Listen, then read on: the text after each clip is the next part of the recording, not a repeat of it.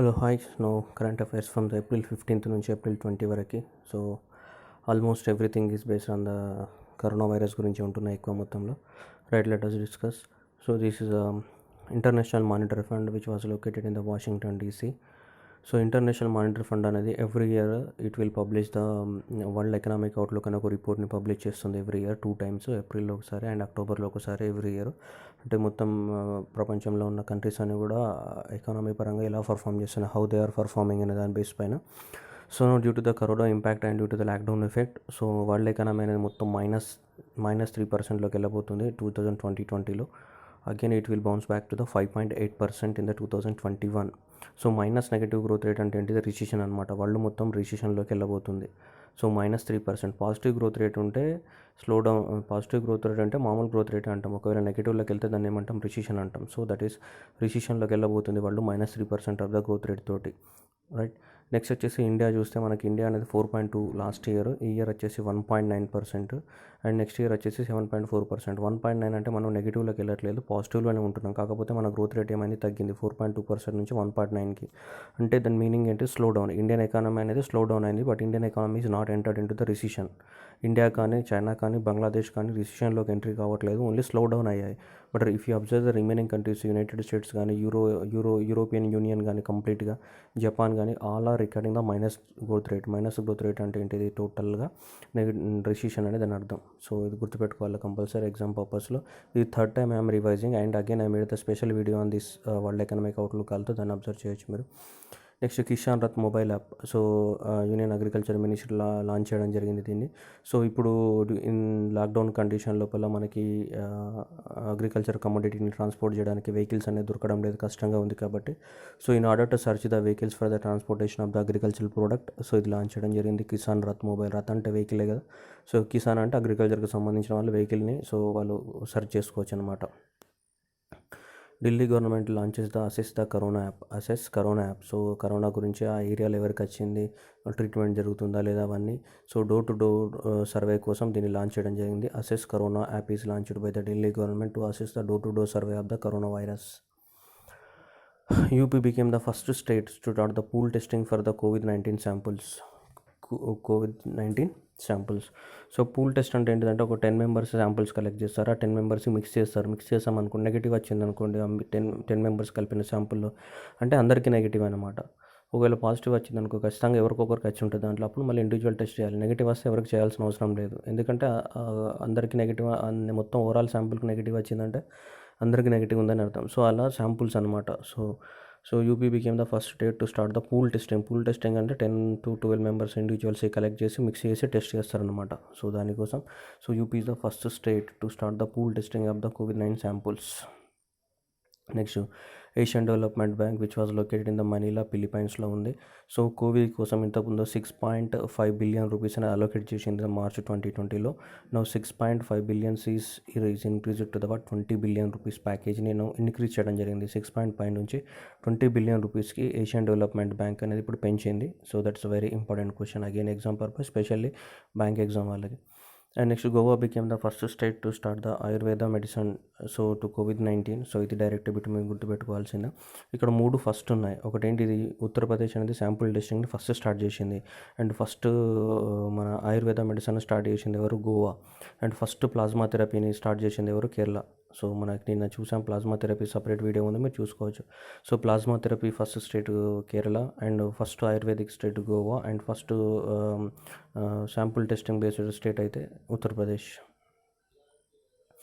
Next కోవాసాక్ అనేది మనకి, so ఎవరైతే కరోనా వైరస్ వచ్చిందని మనం అనుకుంటున్నామో వాళ్ళందరి నుంచి శాంపుల్స్ కలెక్ట్ చేసి టెస్ట్ చేయాలి. కాబట్టి శాంపుల్స్ కలెక్ట్ చేసేటప్పుడు కూడా కరోనా వైరస్ అనేది ట్రాన్స్మిట్ అవుతుంది. అందుకోసం DRDO వాళ్ళు ఏం చేశారంటే కోవాసాక్ అనే ఒక ఇన్స్ట్రుమెంట్ని డెవలప్ చేశారు. దీని ద్వారా ఈజీగా శాంపుల్స్ కలెక్ట్ చేయవచ్చు, ఎవరికి ట్రాన్స్మిషన్ జరగదన్నమాట. సో ఎగ్జామ్ పర్పస్లో క్వశ్చన్ ఏంటంటే ఊ ప్రిపేర్డ్ ద కోవాసాక్ అనేది అడుగుతాడు. కోవాసాక్ ఏందని ఎవరు అడగరు, who prepared or who manufactured, DRDO. Next వచ్చి జార్ఖండ్ హాస్పిటల్స్ ఎంప్లాయ్లో robotics to serve the COVID-19. Again ఇది కూడా వెరీ ఇంపార్టెంట్. సో ఎవరైతే కరోనా పేషెంట్స్ ఉన్నారో వాళ్ళ దగ్గరికి వెళ్ళిన వాళ్ళకి కూడా రావడానికి ఛాన్స్ ఉంటుంది. కాబట్టి ఏం చేశారంటే రోబోట్స్ని ఇంట్రొడ్యూస్ చేశారు. ఆ రోబోట్స్ అనేది వాళ్ళకి ఫుడ్ కానీ మెడిసిన్ కానీ సప్లై చేస్తూ ఉంటాయి అనమాట. ఆ రోబోట్ పేరు ఏంటి? కోబోట్. ఏ state? Jharkhand. Very important. Corona assess app launched by Delhi government. Ayurveda medicines Goa. Plasma therapy Kerala. So sample based testing Uttar Pradesh. Robots అయితే Jharkhand. Next all postal employees అనేవి డే అండ్ నైట్ వర్క్ చేస్తూ ఉన్నారు, వాళ్ళకి ఏం హాలిడేస్ లేవు కాబట్టి ఈ టైంలో 10 lakh rupees of the compensation ఇస్తాం ఏమన్నా అయితే అని చెప్పారు. మరి దీనికి సంబంధించిన కరెక్ట్ గైడ్ లైన్స్ అనేది ఇంకా గవర్నమెంట్ ఆఫ్ ఇండియా రిలీజ్ చేయలేదు. బట్ COVID-19 టైంలో 10 lakhs ఆఫ్ ద కాంపెన్సేషన్ ఇస్తామని చెప్తున్నారు ఎంప్లాయీకి. మరి ఎప్పుడు ఇస్తారు, ఎలా ఇస్తారని మనకు తెలియదు సరిగ్గా. బట్ అంటే క్లియర్ గైడ్ లైన్స్ ఇవ్వలేదు. Next journalism emergency relief fund. ఎవరైతే జర్నలిస్టులు ఉన్నారో లోకల్ ఏరియాలో కరోనా వైరస్ కోసం ఫైట్ చేస్తున్నారో వాళ్ళందరికీ ఏమన్నా అయితే కాంపెన్సేషన్ ఇవ్వడానికి జర్నలిజం ఎమర్జెన్సీ రిలీఫ్ ఫండ్ అనేది ఒకటి లాంచ్ చేశారు. ఎవరంటే గూగుల్ లాంచ్ చేశారనమాట టు హెల్ప్ ద జర్నలిస్ట్. ఇక్కడ క్వశ్చన్ ఏంటిదంటే ఎగ్జామ్ పర్పస్లో జర్నలిజం ఎమర్జెన్సీ రిలీఫ్ ఫండ్ అంటే ఏందని ఎవరు అడగరు మనని. లాంచ్డ్ అని అడుగుతారు. గూగులా, మైక్రోసాఫ్టా, యాహూవా, ఇంకొకరా అని అలా రకరకాల ఆప్షన్స్ ఉంటాయి. So it is launched by the what Google. Journalism emergency relief fund is launched by Google. Next వచ్చేసి Swayam Prabha free direct to home channel for the education. Swayam Prabha అనే స్వయం అంటే సెల్ఫ్ గ్లోరింగ్ కదా స్వయం ప్రభ అంటే. సో కాబట్టి మనకి DTH ఛానల్స్ లోపల డైరెక్ట్గా national institute of the open schooling వాళ్ళు ఏం చేశారంటే అన్ని లైవ్ క్లాసెస్ కండక్ట్ చేస్తున్నారు. ఇది ఇప్పుడు కొత్తది కాదు, ఎప్పటి నుంచో ఉంది స్వయం ప్రభ ఛానల్. ఇప్పుడు అంటే ఎక్కువ అవసరం పడుతుంది ఎందుకంటే అందరు లాక్డౌన్ వల్ల. సో దాంట్లోనే స్వయం ప్రభ కింద కొన్ని ఛానల్స్ లాంచ్ చేశారు. పానిని ఛానల్, శారదా ఛానల్, కిషోర్ మంచ్ అని ఇలా ఛానల్స్ లాంచ్ చేసి సో దాని కింద మనకి ఏవైతే లెసన్స్ కావాలన్నా అవన్నీ టెలికాస్ట్ చేస్తున్నారు ఫ్రీగా. ఆ ఛానల్ పేరు ఏంటి స్వయం ప్రభ. ఇది స్కూల్ చిల్డ్రన్స్ కోసం జనరల్గా. నెక్స్ట్ కేర్ అనేది రేటింగ్ ఏజెన్సీ. కేర్ అనే రేటింగ్ ఏజెన్సీకి సో అజయ్ మహాజన్ అనే వాళ్ళు కొత్తగా సో డైరెక్టర్ అండ్ చీఫ్ ఎగ్జిక్యూటివ్గా అపాయింట్ అవ్వడం జరిగింది in place of the Ranjit Mokashi. So Ajay Mahajan. Next వచ్చేసి Aissaoui bags the 13th international Arab fiction prize. Arab countries ఏవైతే ఉన్నాయో అరబ్ కంట్రీస్లో మనకి UAE అబుదాబి ఉంది కదా. సో UAE వాళ్ళ యొక్క cultural organization UAE cultural ministry plus and international Booker prize వీళ్ళిద్దరు కలిసి సో ఒక ప్రైజ్ అనౌన్స్మెంట్ చేస్తారు ఎవ్రీ ఇయర్. సో ఎవరెవరు UAE cultural ministry plus and international Booker prize foundation ఇద్దరు కలిసి ఎవ్రీ ఇయర్ అరబ్ కంట్రీస్లో ఎవరైనా మంచి రైటర్స్ ఉంటారో వాళ్ళకి ఇస్తారు. ఓన్లీ అరబ్ కంట్రీస్ వాళ్ళు ఎలిజిబుల్ అనమాట. దాంట్లో ఇప్పుడు అసౌసీకి వచ్చింది. ద బుక్ పేరు ద స్పార్టాన్ కోర్ట్ అని. ఏంటి అంటే సో మనకి World War I జరిగినప్పుడు ఒట్టమాన్ ఎంపైర్ అంటే టర్కీ ఎంపైర్, ఒట్టమాన్ ఎంపైర్ అప్పట్లో అరబ్ కంట్రీస్ అన్ని ఒకే దగ్గర ఉండేటివి. దాని అంతా కూడా ఒట్టమాన్ ఎంపైర్ కింద ఉండేటివి అనమాట. సో ఒట్టమాన్ ఎంపైర్ వర్సెస్ ఫ్రాన్స్ యుద్ధం జరిగింది పెద్ద ఎత్తున. సో ఎప్పుడు 1800 to 1818 to around 1835. సో అప్పుడు జరిగినటువంటి ఇన్సిడెంట్స్ అనేవి కూడా దీంట్లో రాశారు. సో ద బుక్ నేమ్ మీద ద స్పార్టాన్ కోర్ట్ సౌసీ. Next Nirmala Sitharaman attended the second G20 meeting. So G20 2020 ఎక్కడ జరుగుతుంది, మరి రియాద్ సౌదీ అరేబియాలో జరుగుతుంది. సో 2021లో ఇటలీలో జరుగుతుంది, 2022లో ఇండియాలో జరుగుతుంది G20 సమ్మిట్స్. సో ఫ్యూచర్లో అప్కమింగ్ సమ్మిట్స్ అన్నీ కూడా ఏ దేశాలలో జరుగుతాయో మీకు సపరేట్ వీడియో ఉంది, మీరు చూసుకోవచ్చు. రాబోయే సమ్మిట్స్ అన్నీ కూడా ఏ దేశాల్లో జరుగుతాయి, అప్కమింగ్ సమ్మిట్స్ అని సపరేట్ వీడియో ఉంది, మీరు చూసుకోవచ్చు. Next SBI to wave the service charges of the all the ATM transactions. దీంట్లో ఏం లేదు ఎక్స్ప్లెయిన్ చేయడానికి, కానీ ఈ ఆఫర్ అనేది ఇప్పుడు June 30, 2020 వరకు ఎక్స్టెండ్ అయి ఉంటుంది. ఇప్పటి వరకు మీరు ఎక్కడి నుంచి డబ్బులు తీసుకున్నా ఏం తీసుకున్నా ఎలాంటి ఛార్జెస్ పడవు కోవిడ్ ఇంపాక్ట్ వల్ల. June 30 వరకు అనమాట ఈ option only. Next Viswanath Anand join the WW India as a ambassador. So ఇది వరల్డ్ వైడ్ ఫండ్ కాదు, వరల్డ్ వైల్డ్ లైఫ్ ఫండ్. అది wildlife fund India appointed chosen Viswanath Anand as a ambassador of the so environmental education programme. So very important question. World wildlife fund ambassador from the India is the Viswanath Anand. So ఈ wildlife fund ఎక్కడ ఉంది, దీని head quarter వచ్చి Gland స్విట్జర్లాండ్లో ఉంది. GLAND Gland స్విట్జర్లాండ్లో ఉంది దీని హెడ్ క్వార్టర్. దీని WWF హెడ్ క్వార్టర్ అనేది గ్లాండ్ స్విట్జర్లాండ్లో ఉంది. దానికి అంబాసిడర్గా ఎవరు సెలెక్ట్ అయ్యారు, Viswanathan Anand. Next RBI cancel the licence of the Mapusa urban cooperative banks for the violation of the banking regulation act 1949. So ఏ బ్యాంక్ అయినా కానీ వాళ్ళకు రూల్స్ అండ్ రెగ్యులేషన్స్ అనేది బ్యాంకింగ్ రెగ్యులేషన్ యాక్ట్ 1949 ప్రకారం ఉంటాయి. దాన్ని ఫాలో అవ్వాలి, ప్రతి బ్యాంక్ ఇది ఫాలో అవ్వాలి. లైసెన్స్ క్యాన్సిల్ చేసినారు. కానీ ఎగ్జామ్లో వచ్చే బిట్ అది కాదు. ఎగ్జామ్లో వచ్చే బిట్ ఏంటిదంటే ఇది ఏ రాష్ట్రంలో ఉందని ఎగ్జామ్లో అడుగుతాడు. That is very important. Mapusa urban cooperative bank of Goa limited. So Mapusa urban cooperative bank ఏ రాష్ట్రంలో ఉంది, గోవాలో ఉంది. అది ఇంపార్టెంట్ మనకి. నెక్స్ట్ వచ్చేసి TVS motor company acquire the sporting motor brand Norton అనేది యూకే కంపెనీ. సో ఆ యూకే కంపెనీ ఏం చేసిందంటే టీవీఎస్ మోటార్ కంపెనీ ఏదైతే ఉందో ఆ యూకే యొక్క మోటార్ కంపెనీది నోర్టాన్ అనే కంపెనీ 16 మిలియన్ యూరోస్కి సో అక్వైర్ చేసుకుందనమాట. ఇప్పుడు ఇక్కడ నుంచి నోర్టాన్ అనే కంపెనీ ఉండదు, ఇక నోర్టాన్ కంపెనీ అంతా కూడా ఎవరికి చేతిలోకి వెళ్ళిపోయింది, TVS motor company. So exam పర్పస్లో ఏంటిదంటే మీకు ఇది తెలుస్తుంది కానీ స్టోరీ ఎవరిని కొనుక్కున్నారన్నదే కన్ఫ్యూజ్ అవుతుంది. సో కాబట్టి టీవీఎస్ మోటార్ నోటాన్ని ఉందా, నోటాన్ని టీవీఎస్ మోటార్ ఉందా అనేది ఇంపార్టెంట్ ఇక్కడ. TVS motor company acquire sporting motor vehicle by Norton.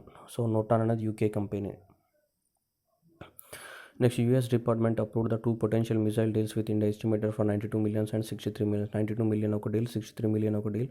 So 92 million deals తోటి మనం ఏం కొంటున్నామంటే హార్పూన్ ఎయిర్ లాంచ్డ్ మిసైల్స్ అనేది కొంటున్నాం మనము. అది వెరీ ఇంపార్టెంట్. అవి బోయింగ్ ఏదైతే మనకి బోయింగ్ ఏరోప్లేన్ ఉంటుందో ఆ బోయింగ్ ఏరోప్లేన్ ద్వారా దాన్ని లాంచ్ చేయడానికి అవకాశం ఉంటుంది. The first deal with the Boeing company contractor for the what 10 కొంటున్నాం. 10 ఏంటిది, Harpoon block 2 air launched missiles. So మొత్తం గుర్తుపెట్టుకోవాల్సిన అవసరం లేదు. మీరు AGM 84 అవి ఎవరికి గుర్తుండవు. మీరు గుర్తుపెట్టుకోవాల్సింది ఏంటిదంటే 10 హార్పూన్ మిసైల్స్. అది ఎంతకి 92 మిలియన్ డీల్స్. అండ్ సెకండ్ వచ్చేసి 63 మిలియన్ రూపీస్ డాలర్ డీల్స్. అదేంటిది, రేథియాన్ ఇంటిగ్రేటెడ్ డిఫెన్స్ సిస్టమ్స్. దాంట్లో 3 కాంపోనెంట్స్ ఉన్నాయి మళ్ళీ. ఏంటి, రౌండ్ లైట్ వెయిట్ టార్పెడోస్ అని. సో రైట్, నెక్స్ట్ వచ్చేసి M54 ఎక్సర్సైజ్ టార్పెడోస్ అని, 2 రికవరబుల్ ఎక్సర్సైజ్ టార్పెడోస్ అని దాంట్లో ఉంటాయి. ఇంటిగ్రేటెడ్ అంటే ఏంటిది, అన్నిట్లని కలిపి ఇంటిగ్రేటెడ్ అంటాం. సో కాబట్టి ఎగ్జామ్ పర్పస్లో నీకు ఇవన్నీ గుర్తుపెట్టుకోవాల్సిన అవసరం లేదు. Harpoon block 2 missiles for the 10 ఎంత cost, 92 millions. Next 63 million rupees పెట్టి ఏం కొంటున్నాం, రేథియాన్ ఇంటిగ్రేటెడ్ డిఫెన్స్ సిస్టమ్ అనేది కొంటున్నాం. సో ఈ రెండు ఇంపార్టెంట్. ఇక్కడ నుంచి ఏ కంట్రీ నుంచి అనేది ఇంపార్టెంట్, మనకి USA నుంచి కొంటున్నాం. బ్యాంక్ ఎగ్జామ్ వాళ్ళకైతే funding important, 92 million and 63 million. Next Zoom అయితే మీకు తెలుసు అందరికీ, టిక్టాక్ లాగా జూమ్ కూడా వీడియోస్ అనేది మేకప్ చేయొచ్చు వీడియోస్లో కూడా, కానీ అది అంత సేఫ్ కాదని, సో దాన్ని వాడద్దని మనకి ministry of the home affairs అనేది సో గైడ్లైన్స్ ఇష్యూ చేసిందనమాట. So software used in this online platform set to be made in the China, some of the calls are being routed to the servers in the China. So మనం ఏదైతే calls మాట్లాడుతున్నామో ఏం చేస్తున్నామో అవన్నీ చైనాలో record చేసుకుంటున్నాయని చెప్పేసి, so అది safe కాదని చెప్పేసి ఈ జూమ్ని వాడద్దని ministry of the home affairs అనేది మనకి ఇన్ఫామ్ చేసింది. నెక్స్ట్ వచ్చి child abuse material scam. So child abuse పైన చైల్డ్ అబ్యూజర్ మెటీరియల్ స్కామ్స్ అనేది ఒక ఆన్లైన్ పోర్టల్ అనమాట. సో దాంట్లో చైల్డ్ అబ్యూస్ మీద చైల్డ్ అబ్యూస్ ఎలా జరుగుతుంది, ఏం జరుగుతుంది, టోటల్ రిపోర్ట్స్ ఎన్ని ఉన్నాయని కౌంట్ చేస్తే సో ఇండియా అనేది ఫస్ట్ ర్యాంక్లో ఉందన్నమాట. మనకి చైల్డ్ అబ్యూజర్ రిపోర్ట్ స్కామ్లో ఎక్కువ మొత్తంలో ఇండియాలో ఉన్న రికార్డ్స్ అనేవి టోటల్ 19 lakhs రిపోర్ట్స్ అనేది ఇండియాలో రికార్డ్ అయినాయి. చైల్డ్ అబ్యూస్ టోటల్గా 1.68 crore రిపోర్ట్ రికార్డ్స్ అయితే వాళ్ళు మొత్తంలో 19 lakhs అనేది ఇండియాలోనే రిపోర్ట్ అయినాయి, ఫస్ట్ ర్యాంక్ అనమాట. Next India host the Asian boxing championship in November. Asian boxing championship అనేది ఇండియాలో నవంబర్లో జరుగుతుంది. ఇంతకుముందు ఎప్పుడైనా జరిగినాయంటే మనకి మెన్స్ది ఈసారిలో జరిగింది 2003లో, ఉమెన్ది. అండ్ మెన్స్ అయితే 1980sలో ముంబైలో జరిగింది. ఆ తర్వాత మళ్ళీ ఇప్పుడు నవంబర్లో జరగబోతుంది ఇండియాలో. సో ఇది Asian boxing championship for the men and the women in November and December this year. Right, host city of the competition is not yet to decided. International weight lifting federation president is Thomas Ajan is resign అని అన్నాడు. International weight lifting federation ఎక్కడ ఉందన్నది exam పర్పస్లో important. ఇది Hungary Budapest that Hungary capital city is బుడాపెస్ట్లో దీని head quarter ఉంది. ఇది international weight lifting federation. So international weight lifting federation head quarter Budapest హంగరీలో ఉంది. దానికి ప్రెసిడెంట్ ఎవరు, థామస్ అజాన్ రీసెర్చ్ చేయడం జరిగిందనమాట. So next one, American Ursula Papandrea. సో ఉర్సులా పపండ్రియా ఎవరైతే ఉన్నారో అతను నెక్స్ట్ ప్రెసిడెంట్ అవుతాడు. ప్రస్తుతానికి అయితే టెంపరీ ప్రెసిడెంట్గా ఉన్నాడు అతను. సో కాబట్టి new president is the Ursula Papandrea and దీని యొక్క హెడ్ క్వార్టర్ వచ్చేసి Budapest Hungary. Next Feifei is to be the mascot of the Hangzhou 2022 Asian games. So ఇక్కడ కింద ఒకటి ఉంది, the small triplet to be the mascot of the 19th Asian games. ఇది already మనం discuss చేసాము ఒకసారి April 1st నుంచి April 5th current అఫైర్స్లో. So that is the small triplets ఏవైతే ఉన్నాయో ఏషియన్ గేమ్స్.